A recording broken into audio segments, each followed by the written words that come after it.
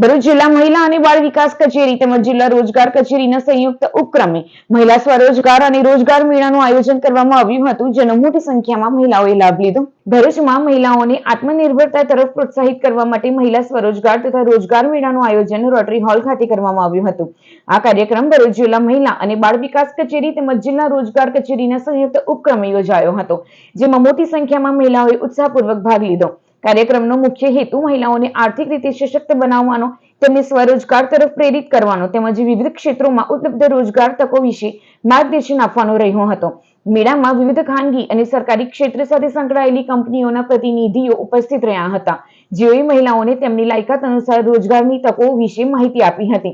આ પ્રસંગે દહેજ પ્રતિબંધિત સ્વરક્ષણ અધિકારી પ્રીતેશ વસાવા, જિલ્લા મહિલા અને બાળ અધિકારી કાશ્મીરા સાવંત સહિતના અધિકારીઓ હાજર રહ્યા હતા। મેળા દરમિયાન રોજગાર મેળવવા ઈચ્છુક મહિલાઓને વિવિધ ક્ષેત્રોમાં ઉપલબ્ધ નોકરીઓ અંગે માર્ગદર્શન આપવામાં આવ્યું હતું, તેમજ કેટલીક કંપનીઓ દ્વારા સ્થળ પર જ પ્રાથમિક પસંદગી અને ઇન્ટરવ્યુ પ્રક્રિયા પણ હાથ ધરાઈ હતી।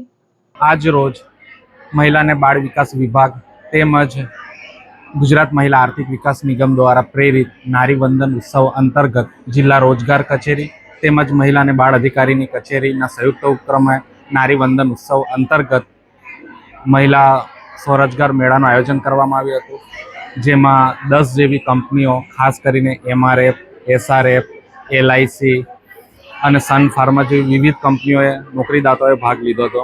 એમાં ઘણી બધી આપણી ભરૂચની મહિલાઓએ, જે નોકરી ઈચ્છુક મહિલાઓ છે, એમણે ભાગ લીધો હતો। ઘણી બધી મહિલાઓએ અપ્લાય કર્યું છે, તેમજ આજના દિવસનો મુખ્ય હેતુ મહિલાઓને આર્થિક રીતે આત્મનિર્ભર તેમજ સશક્ત બનાવવાનો છે।